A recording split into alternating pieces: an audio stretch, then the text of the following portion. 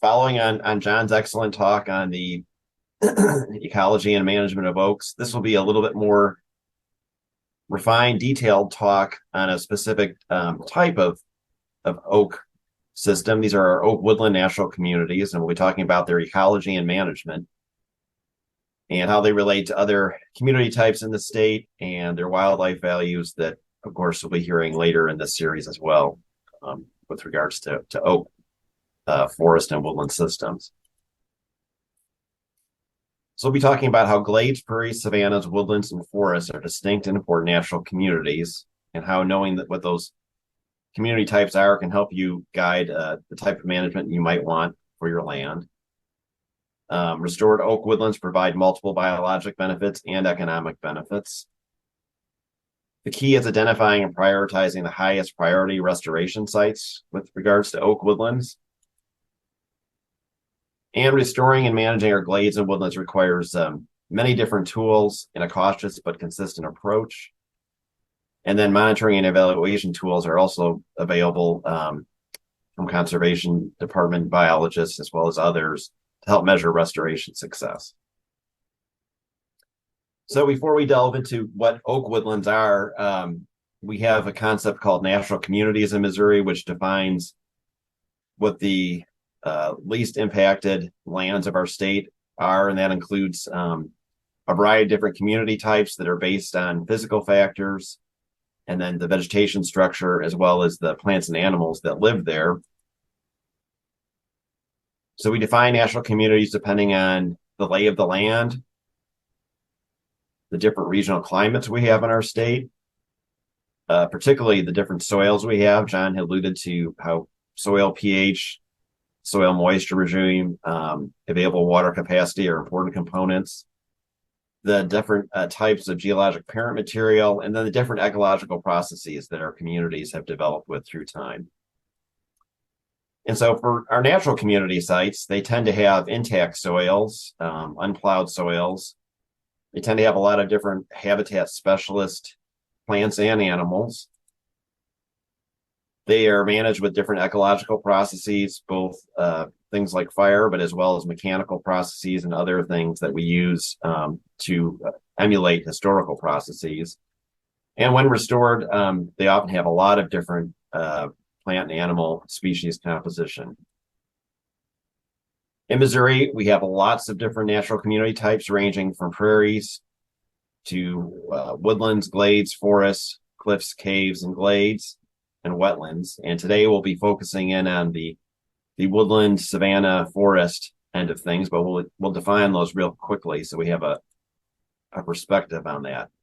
And when we're doing the management of a natural community, so the first thing is to define and describe the community types that you're working in, and then select the best sites for restoration, implement the management, and then monitor that management as time goes on. And then reassess whether your management is doing what you want it to. So in Missouri, our upland forests are typically on protected sites. They tend to have tall, straight trees at maturity. These are those higher site index sites that John mentioned, ones that he described as being recalcitrant to oak regeneration. They can produce some extremely nice oak trees, but they are hard to regenerate and recruit oak on. These areas tend to have a lot of spring ephemeral wildflowers and a lot of shade-tolerant shrubs, such as pawpaw, spicebush, dogwoods. And they're often on those north and east-facing slopes with protected conditions and typically richer soils.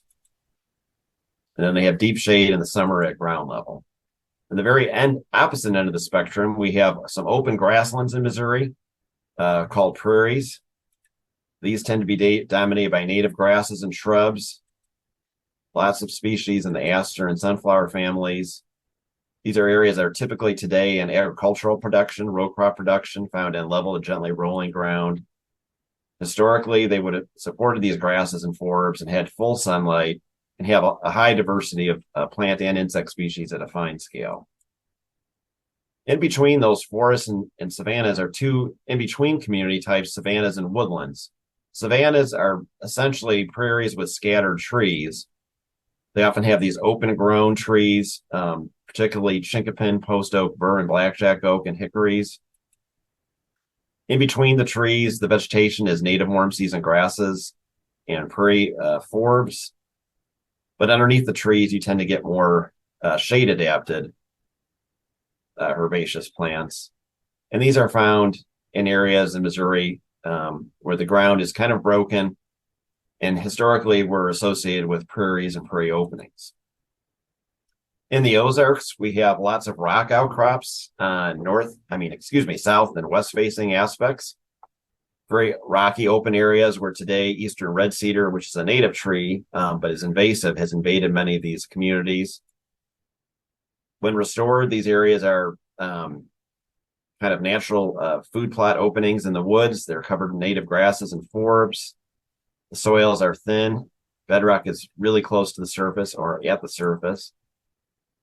Typically, again, those west and south facing aspects or dry ridge tops. And these have been influenced by fire and drought.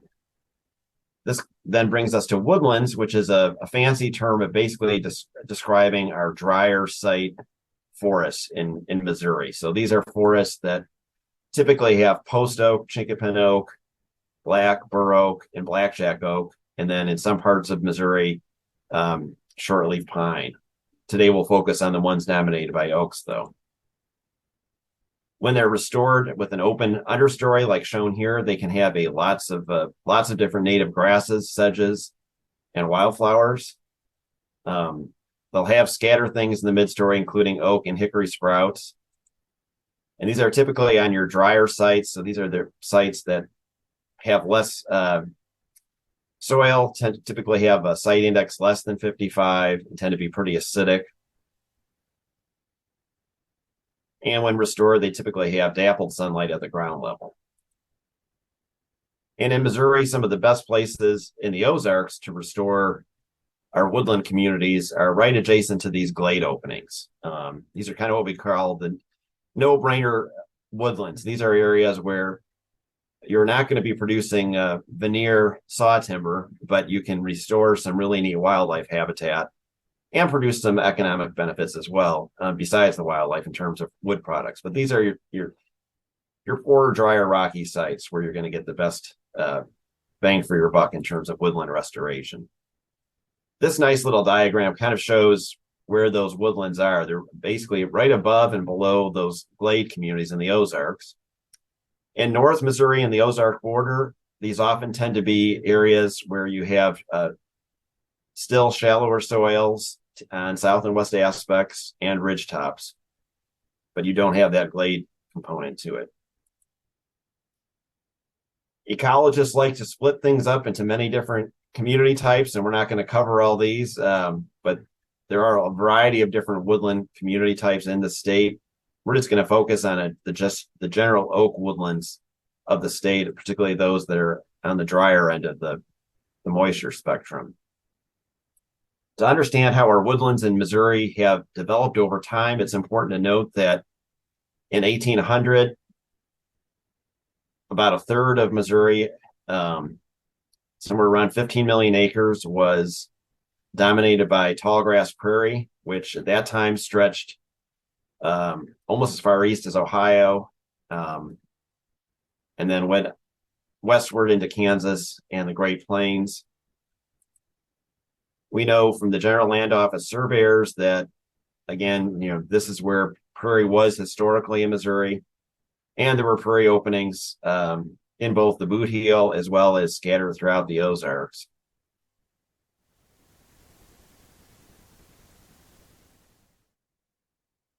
Of course, our climate in the last couple thousand years has been such that we grow trees in the absence of disturbances such as fire or grazing.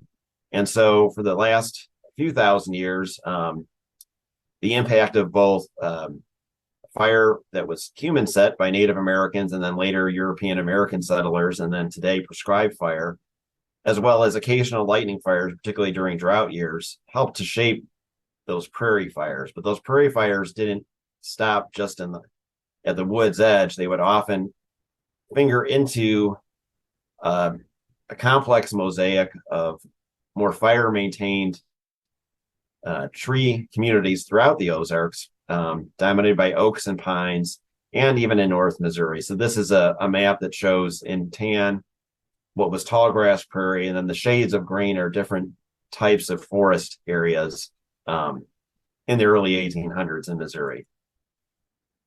We know from dendrochronology studies where scientists such as Rich Guyette and Mike Stambaugh have looked at detailed tree rings of old growth trees and stumps that periodic fires occurred throughout the Ozarks, anywhere from 2 to 13 years return interval, depending on the human population at the time and climate conditions. So we know that fire has been a component of our oak ecosystems for a number of years now, dating back at least to the 1500s.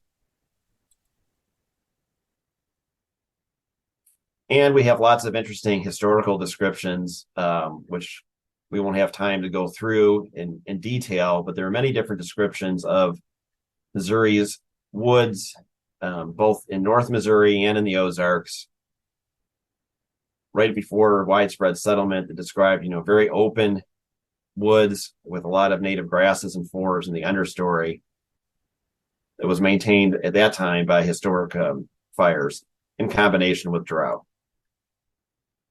Now, today, of course, we don't have those same ecological processes working on a landscape scale, but we can use different management tools ranging from the chainsaw to hack and squirt to prescribe fire, and then adding seed to restore and manage our different oak woodland ecosystems. And John has talked about that in terms of managing for oak regeneration. We can use some of these same tools to manage both for the oaks and the overstory, as well as the herbaceous layer in the understory. So when we restore our oak woodland ecosystems, we tend to have a lot of different characteristic plants in the understory, especially a lot of native legumes, such as this bush clover here, which is an important wildlife food, lots of different asters and sunflowers, and many different grasses, including both native cool season, like the woodland brome, and native warm season grasses, like little bluestem. So in a restored woodland, you tend to have, at this time of year, in August, the forest floor is covered in different blooming plants, very different than an unmanaged woodland where you might just have leaf litter and a few scattered individual plants.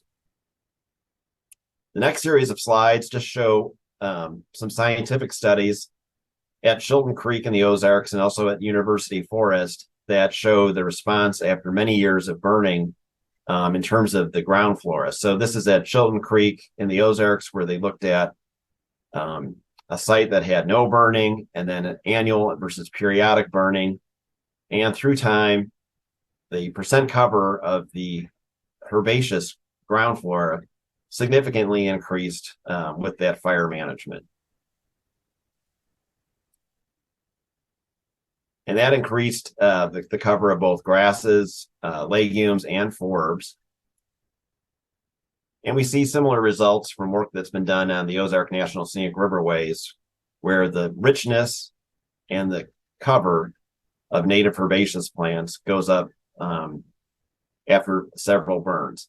One thing we don't have good data on, we have some data sources, is the combination of burning with thinning and woody mechanical removal, and or using mechanical and chemical means to timber stand, or in this case woodland stand improvement. But that anecdotally shows the same pattern. When you combine prescribed fire with removing that woody understory by mechanical means, you get an explosion of wildflowers. This is a picture that was taken before routine prescribed fires were used on a site that is a glade next to a woodland in the Ozark National Scenic Riverways in the Ozarks. This is pre-treatment. And then after 4 burns, this is the post-treatment result. And of course, you see there's lots of coneflowers and other things that have responded well to that management. At University Forest, which is down in the southeast Ozarks, Ben Knapp, who is a professor of forestry at MU, has looked at some of the results of long-term, over 60 years of burning on these smaller plots. And one thing you'll notice, annual burning occurred over here on the left side, and you'll see that there is a dominant ground flora of herbaceous plants. On the right side, this was periodic burning about every 4 years, and then in the background is no burning. Now, of course, in this situation, these things were burned, but there was no mechanical treatment. But you can see that the annual burning certainly promotes the growth of herbaceous plants, but you lack any regeneration or recruitment of woody plants, whereas that periodic burning, it's kind of in that sweet spot where you've got the growth of herbaceous plants intermixed with some regeneration and recruitment of oaks and hickories. One thing that we'll learn about later in this seminar series is the value of oaks for wildlife, and our oak woodland ecosystems are extremely important for a variety of different wildlife species. So we all know that acorns that John mentioned provide food for a variety of different animals: deer, turkey, squirrels, chipmunks, and other small mammals. But then in restored oak ecosystems, with all those native plants, you get a huge increase in your invertebrate population. And we know that turkey poults, these young turkey, for their first 2 to 3 weeks, up to a month of their life, their diet is almost 90% focused on insects and invertebrates. They need that protein to grow well. And so in a restored oak ecosystem where you have lots of different flowering plants, that equals lots of insects, that provides an increased food source for turkey. And then in oak ecosystems that have been restored, where you have openings that have more grass cover and forb cover, that also provides for ideal brood rearing cover for wild turkey. So restored oak woodlands and associated with glades are excellent places for turkey production. They're also great places for pollinators. So we know that restored oak woodlands, and we're learning more and doing more research on this, support very diverse and abundant native bee populations. And then some of these plant species, things that you'll see in restored oak woodlands, such as goat's rue and New Jersey tea, rosinweed, they support some interesting habitat specialists, butterflies, and other insects that, as caterpillars or larvae, feed primarily just on those particular oak woodland wildflower species. And this picture here just shows an across the road view of a unmanaged on the right oak woodland and a restored with both mid-story thinning using a chainsaw and prescribed fires. This one has had at least 3 to 4 fires. You can just see the difference in terms of the ground cover and what that means for wildlife in terms of the number of insects and brood rearing habitat we have in this case. At Steagle Mountain, which is on Peck Ranch Conservation Area in Carter County, Missouri, we did an interesting study where collared lizards, eastern collared lizard, which is this characteristic, really neat looking lizard species, were reintroduced in the 1980s. And at first they were introduced into these glade openings with no fire management. But then if you look at these graphs, starting in about the early 90s, they began to implement prescribed fire of both the glades and the woodlands adjacent to the glades. And what that did is it allowed for the collared lizard population to just explode in terms of the number of glades that they occupied and the number of lizards. And if you dig into the research that was done by Ellen Templeton and others, by opening up, using prescribed fire, opening up that mid-story, that allowed for more herbaceous plants. And then the lizards like to have sunlight for travel corridors. They don't like to go through a very shaded forest. So having more open forests with sun allowed them to colonize other glades. At the same time, the grasshopper population exploded, and so their food base increased too. So this species of conservation concern really benefited from that woodland restoration. Woodlands also tend to have lots of reptile species, including things like the broad-headed skink and the three-toed box turtle. And our oak trees are amazing resources for native insects and songbirds. So work that was done by Robert Marquis and his students at the University of Missouri, St. Louis, on our oak species in the Ozarks found that on white oak group oaks in the Ozarks, there were 194 different native leaf-chewing insect species that utilized the white oak group, and 173 native leaf-chewing insects on the black oaks. And all these leaf-chewing insects, which are primarily caterpillars, are super important for our songbirds, ranging from summer tanager to chickadees to bluebirds, etc. And in fact, one poor graduate student had to do a study some years ago where they documented how many different caterpillars it took to raise a nest of chickadees, and it was something along the order of like 5,000 caterpillars.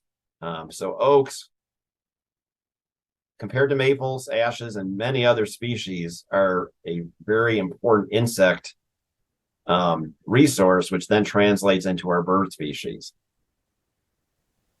in terms of the insects.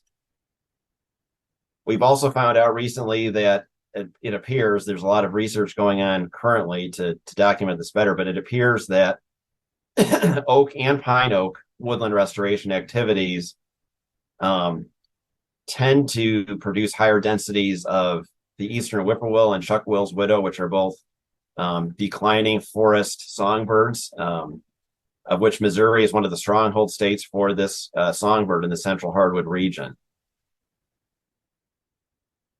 We also know that there are a variety of other songbirds that the Central Hardwoods Joint Venture, which is a bird restoration scientific organization, has deemed as priority birds. This includes things like the eastern wood pewee, the whippoorwill, the yellow-billed cuckoo, the red-headed woodpecker, and the blue-gray gnatcatcher. All these songbirds benefit greatly from woodland restoration. So if you have a dry, rocky site on a ridgetop or a southwest slope, you're not going to be growing veneer saw timber, but you can, through restoration, provide for some amazing wildlife benefits from both game and non-game wildlife. And we've done research. Frank Thompson, who's going to be talking later in this seminar series, will be going into more detail, but there's a lot of research now that is beginning to show how important these restored oak and pine oak woodlands are for both generalist woodland songbirds, such as the summer tanager, great crested flycatcher, and then some other specialist species as well. We also know that in very open oak woodland areas and savanna areas, there's another suite of bird species that utilize these. And this is another suite of bird species that have declined in the U.S., ranging from northern bobwhite to the misnamed prairie warbler and the red-headed woodpecker again. Last, in terms of animals, we know that restored oak woodlands are also important for foraging, as well as, in some cases, maternity sites of a variety of different bat species, including some that are federally listed, such as the Indiana bat. Now, when you go about trying to do a management plan to restore where you might best get a restored oak woodland and or savanna, you're going to want to select those areas that have those droughty, poor soils on south and west facing aspects, or dry ridge tops that have a fragile pan. So you're kind of doing the opposite of where your best timber sites are going to be in terms of timber production. And if you're in the Ozarks, you're going to want to select sites that are and areas where you have glades, these rocky openings in the woods. Some of the best woodland restoration is in conjunction with these rocky open glade environments. And these are really essentially, once restored, once you've removed the eastern red cedar and other woody invasive growth, these are basically giant food plots for wildlife, as well as brooding spots for wild turkey. You can do woodland restoration on those intermediate site index sites, such as shown here. However, the easiest place to do that is on your lower site index sites, those areas that are easily managed for woodland restoration. Another source of information is utilizing both conservation department as well as other foresters and biologists to look at aerial imagery and GIS systems to find out if your property has glades. There's a glade layer for the whole state, and then looking at soil maps to find out the different soil series and ecological sites on your property. So in this case, we had a management unit, a lead mine conservation area, where we knew we had a lot of different glades, which are in green. And these ecological sites that are kind of in a tan color are the ecological sites based on the Web Soil Survey that are defined as woodland soils or woodland ecological sites. So these are going to be your places where you're going to want to try to look for woodland restoration. Another source of information are historical air photos. So if you have old aerial photos of the property, you can look for these glades that historically were more open or areas that had thinner timber. Those might be good places to look for woodland restoration. Learning some of the characteristic plants can be clues that an area was formerly a more open woodland. Things like wild indigo that you can see both during the growing season and even all winter long can give you hints that an area would have good woodland restoration potential. You want to avoid areas, of course, this is the same for standard forest management, avoid areas that have infestations of any of these non-natives. So you don't want to be fighting heavy infestations of non-natives while trying to restore woodlands. You might also look for these character trees. Oftentimes these drier sites were never logged extensively historically. And so you'll have some of these old age, gnarly trees that indicate a former woodland natural community with large open grown crowns when the area was more open. And then with woodland management, it's best if you can utilize periodic prescribed fire, which is a very large ask for land management. So you can do some woodland management just through mechanical and chemical means, but ideally you want to utilize some prescribed fire. And of course, if you're going to use that prescribed fire, you're going to want to select an area that has logistically safe and practical burn lines. And again, working with conservation department, taking land management classes for prescribed burning and or contracting with the prescribed fire specialists can help with that. There are some forestry tools that John alluded to when working with your forester in terms of management planning. Using stocking charts is useful in terms of restoring oak woodlands as well as oak forests. Typically, our forests are going to be more heavily stocked in in an uncut, untreated state, whereas the woodlands are going to be down here lower. However, you don't want to bring your stocking down too fast, too soon. We found through trial and error that it's best to slowly reduce your stocking, utilizing, focusing on removing that mid-story, and then slowly opening up that overstory so that you don't get a tremendous sprout response from sumac and then the oaks and hickories themselves. So usually these sites have no problem with oak and hickory regeneration. In fact, the oak and hickory regeneration can be an issue in terms of outcompeting some of the wildflower species and legumes that you want to increase. So reducing stand density increases that sprouting, which can be worse with a better site quality. You can increase the burn rate to reduce that woody density in the sprout layer. You can use select use of herbicides.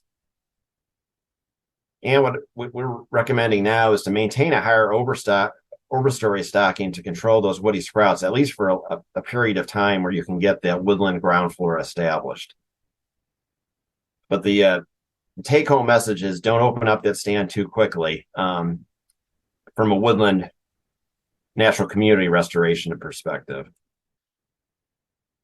Another thing that we're still in the research process of figuring out is once you get a woodland natural community or a savanna into what we call a maintenance mode, where you have removed that woody midstory, you have canopy gaps, patches of nice native grasses and forbs, at some point you're going to have to back off the fire to allow for oak and hickory regeneration and recruitment. Usually there's no problem with getting those seedlings. In fact, oftentimes you'll have a carpet of seedlings in these areas restored for oak woodlands, but you don't have that intermediate sapling stage and then pole stage. So there's going to be a time period in some units where you're going to have to back off the fire for a decade to allow that to get up into the overstory. So again, the units are going to have to be shifted over time to allow for that regeneration and recruitment. Some of the objectives you might have for woodland restoration, if you have a site that is well suited for that, is controlling invasive species, reducing that mid-story, understory stem density, and that can be done with a chainsaw or hack and squirt or a combination. Typically, oftentimes herbicides are recommended for that to reduce the resprouting. You can also reduce the litter and duff layer through prescribed fire. The fires, as well as removing that mid-story by both mechanical means and fire, will stimulate native plant flowering and growth. It'll also enhance the germination of a lot of these native herbaceous species. Typically, these sites will have pine and oak or oak seedling regeneration, producing some canopy gaps, reducing fuel loading and fire hazards over time, particularly where you have heavy cedar stands. This can be an issue. And then producing that vegetation that's desirable for a variety of different wildlife species. And for species of conservation concern, in some cases, things like collared lizards and some of those target bird species. And of course, fire would be a whole other talk. Lots of different variables with fire.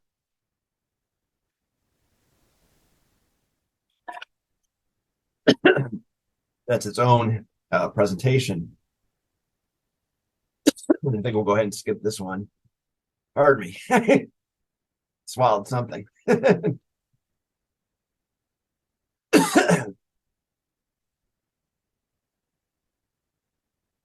Anyhow,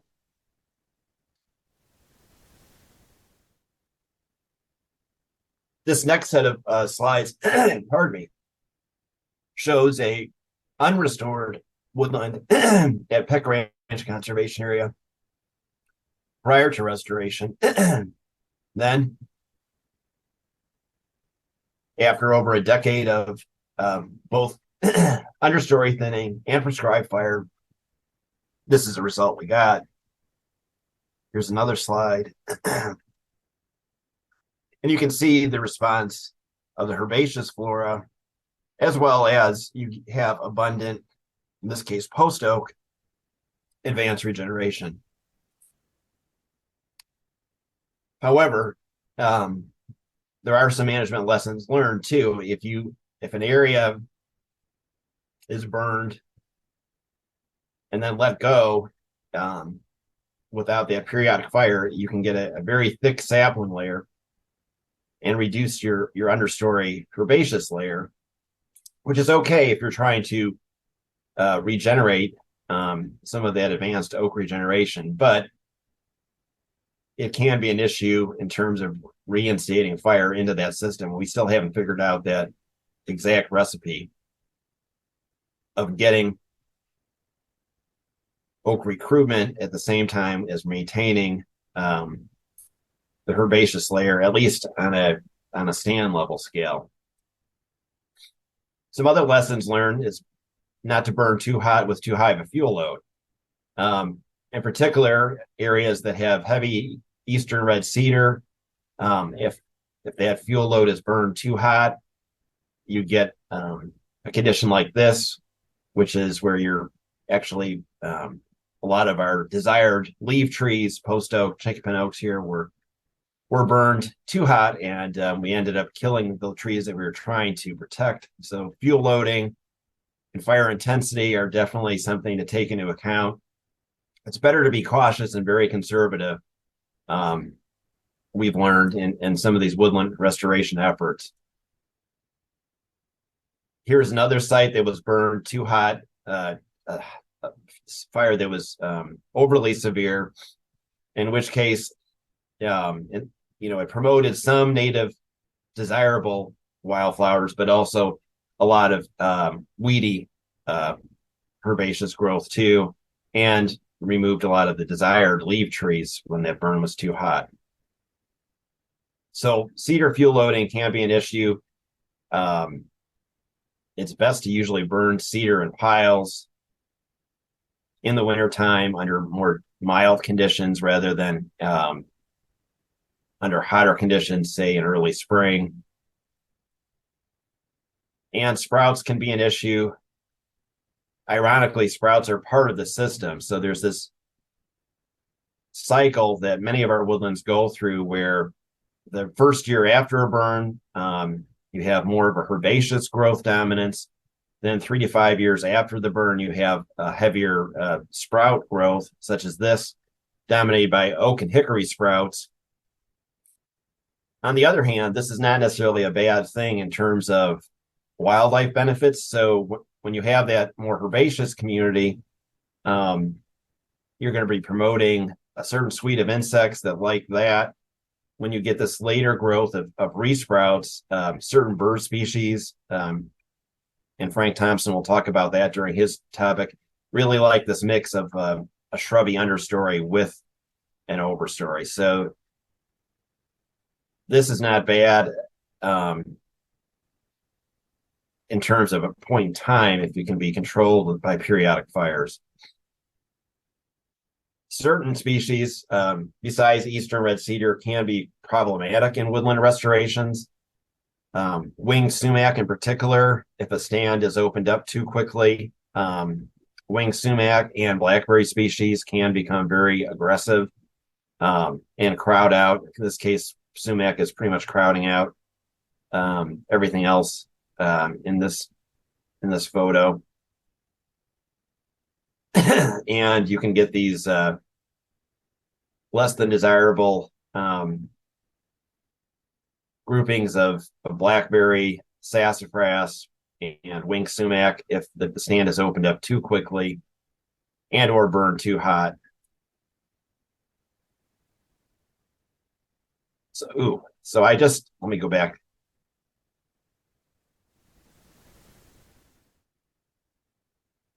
So the next set, to summarize with some visual pictures of restored woodlands across the state on conservation and Forest Service land. This is a Caney Mountain conservation area. These are some places you can go see to see what restored woodlands look like.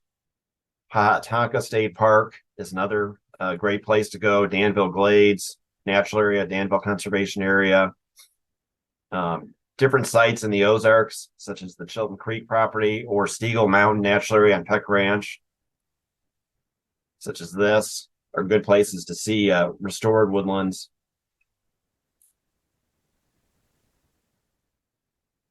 And with that, we'll wrap that up.